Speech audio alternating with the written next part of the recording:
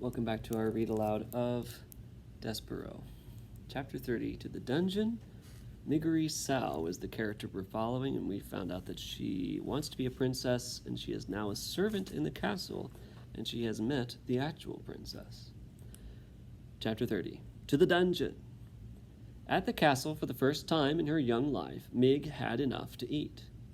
And eat she did. She quickly became plump, and then plumper still. She grew rounder and bigger. Only her head stayed small.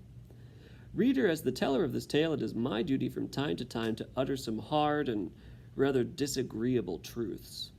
In the spirit of honesty, then, I must inform you that Mig was the tiniest bit lazy. And, too, she was not the sharpest knife in the drawer. That is, she was a bit slow-witted.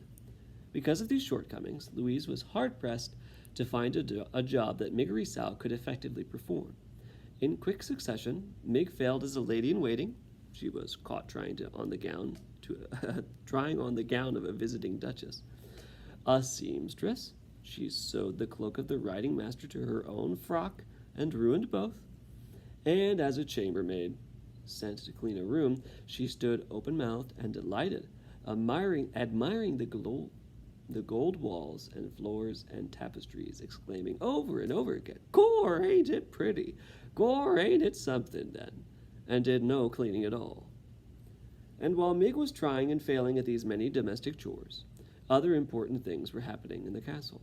The rat in the dungeon below was pacing and muttering in the darkness, waiting to take his revenge on the princess. And upstairs in the castle, the princess had met a mouse, and the mouse had fallen in love with her. Will there be consequences? You bet. Just as Mig's inability to perform any job well had its consequences. For finally, as a last resort, Louise sent Mig to the kitchen, where Cook had a reputation for dealing effectively with difficult help. In Cook's kitchen, Mig dropped eggshells in the pound cake batter. She scrubbed the kitchen floor with cooking oil instead of cleanser. She sneezed directly on the king's pork chop moments before it was to be served to him.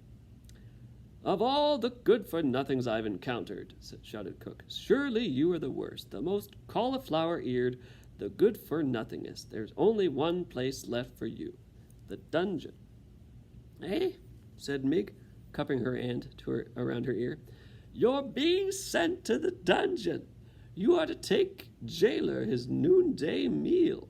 That will be your duty from now on." Reader, you must know that the mice of the castle feared the dungeon. Must I tell you that the humans feared it too? Certainly it was never far from their thoughts. In the warm months, a foul odor rose out of its dark depths and permeated the whole of the castle.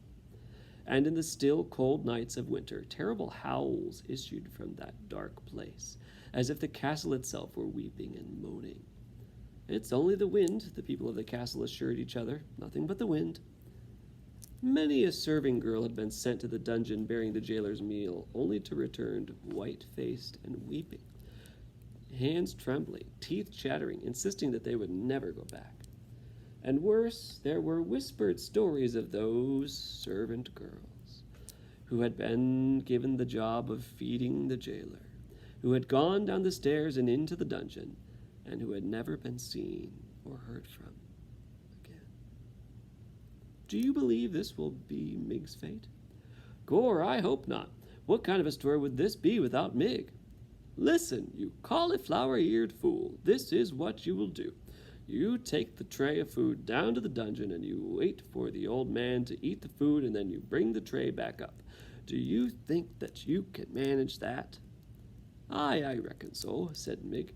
"I'll take the old man the tray, and he eats what is on it, and then I bring the tray back up. Empty it would be. I bring the empty tray back up from the deep downs." "That's right," said Cook. "Seems simple, don't it? But I'm sure you'll find a way to bungle it." "Eh?" said Mig. "Nothing," said Cook. "Good luck to you. You'll be needing it." She watched as Mig descended the dungeon stairs. They were the very same stairs, reader, that the mouse Despereaux had been pushed down just the day before. Unlike the mouse, however, Mig had a light. On the tray, with the food, there was a single flickering candle to show her the way. She turned on the stairs and looked back at Cook and smiled. "That cauliflower-eared, good-for-nothing fool," said Cook, shaking her head. "What's to become of someone who goes into the dungeon smiling, I ask you?" Reader, for the answer to Cook's question, you must read on, as we will do tomorrow. We'll find out what will become of someone who goes into the dungeon smiling.